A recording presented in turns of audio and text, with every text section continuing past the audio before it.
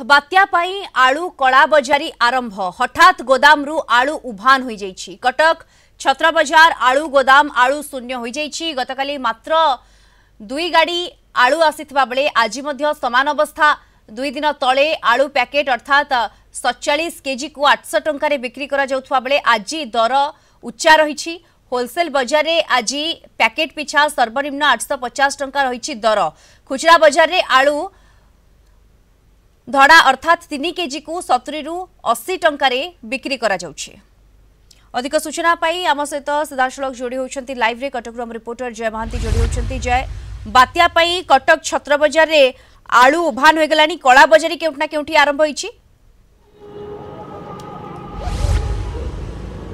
देखंतु ए कथा को जते बेले आमे आसिकी देखिलु पूरा कोन सिचुएशन अछि छत्र बजार रे एठी आमे जहाँ देखिलु रियलिटी चेक आमर जहाँ कहला जे एकाधिक कारण या पछरे अछि। ये गोटे गोदाम मो पछपटे अछि आलू गोदाम।